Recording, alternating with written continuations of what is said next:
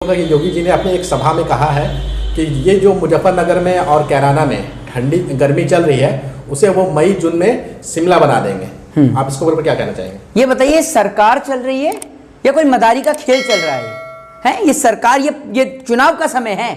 ये आप एक बात बताइए कि मैं गर्मी कर दूंगा, ये मुझे बताइए कि ये एक मुख्यमंत्री की लैंग्वेज है।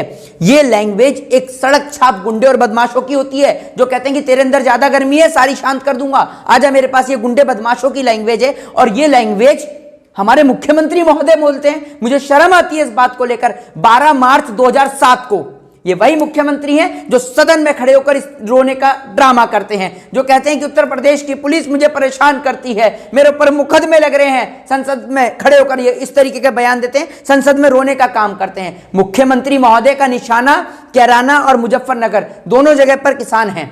और आपको पता ही है कि किसान नेता राकेश टिकैत लगातार, जो आप देख ही रहे हैं कि मुजफ्फरनगर से आते ही हैं, वहां पर लगातार उनका टारगेट और किसान नेता लगातार वायरल हैं। इसी कारण से योगी आदित्यनाथ जी का टारगेट जो है वो किसानों के ऊपर है, क्योंकि इनके नेताओं ने कोशिश भी करी जाटों को खरीदने के लिए। देखा होगा आपने किस तरीके से उनको कहा भी कि जयंत चौधरी हमारी पार्टी में आ सकते हैं। तो जब इनकी कोशिश असफल हुई तो ये वापस से अपने ऊट पटांग बयानबाजी पे आ गए। और ये देश में हो क्या रहा है? कभी ये कहते हैं कि किसी की गर्मी शांत कर देंगे, कभी ये कहते हैं किसानों से, इनके कुछ नेता, चटपुंजे नेता कहते हैं कि किसानों का बक्कल उधेड़ा जाएगा, लखनऊ में आइए। ये क्या चल रहा है? ये राजनीति है या कोई दंगे मवालियों का, गुंडे मवालियों का या मदारी का कोई खेल चल रहा है ये देश में?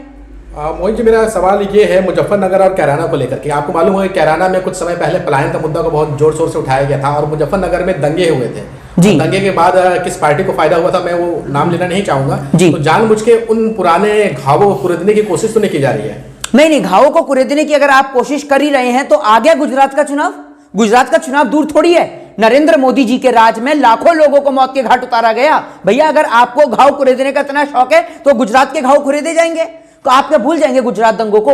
देश भूल जाएगा गुजरात दंगों को? क्या बात कर रहे हैं? अगर गांव कुरेदने का शौक है तो गुजरात दंगों के भी कुरेदिएगा। 2013 में ही चुनाव है वहां पर भी। अभी ये 2021, 22, 23 में चुनाव है गुजरात के अंदर, आप देख लीजिएगा। 23 में वहां पे भी कुरेदेंगे।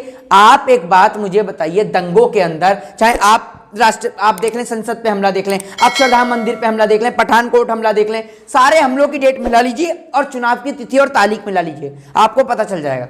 मोहित जी, 10 मार्च के बाद क्या गर्मी शांत हो जाएगी? अरे 10 मार्च के बाद गर्मी शांत हो जाएगी इन भाजपा के नेताओं की।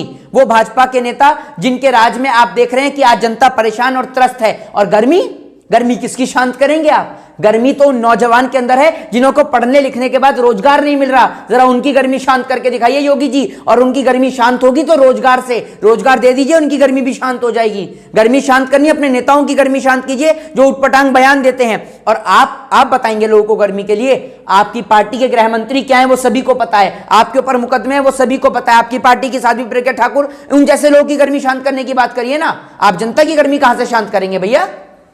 मोहित जी, अगला सवाल हमारा ये है कि क्या कारण है कि योगी जी को यूपी में तमंचावादी नजर आ रहे हैं?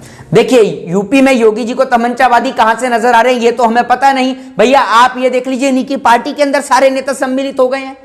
अगर वही तमंचेवादी, जिनको ये तमंचेवादी कहते हैं, वो तमंचेवादी अगर भारतीय जनता पार्टी का दामन संभाल लें तो वो तमंचेवादी नहीं होंगे, वो इस देश के अंदर राजा हरिश्चंद्र कहलाएंगे।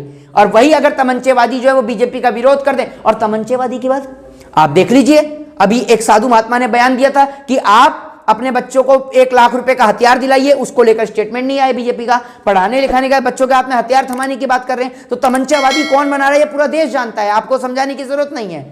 मोहित जी, योगी जी कह रहे हैं कानून का राज यूपी में 10 मार्च के बाद भी रहेगा, चिंता मत करिए। हाँ, तो चिंता तो करी नहीं है। आपका कानून तो ऐसा है, आपका लॉ एंड ऑर्डर आप देख रहे हैं, कानून आपका ऐसा है जो कानून आपका किसानों के ऊपर गाड़ी चढ़ाने वालों को सजा नहीं देता। कानून आपका ऐसा है कि एक बेटी को जला के उसके साथ पहले बलात्कार होता है, फिर उसको रातों रात जला दिया जाता है। आपका कानून, आपका लॉ एंड ऑर्डर ऐसा है कि आपके गोरखपुर के विकास को देखने के लिए जब कोई जाता है तो भैया उसको आपकी पुलिस मार देती है। आपका कानून, आपका लॉ एंड ऑर्डर ऐसा है कि एक टंकी पर लटक के एक बंदा आत्महत्या लगा कर लेता है, फांसी कर लेता है। तो भैया ऐसे कानून से तो जनता हाथ जुड़वाए।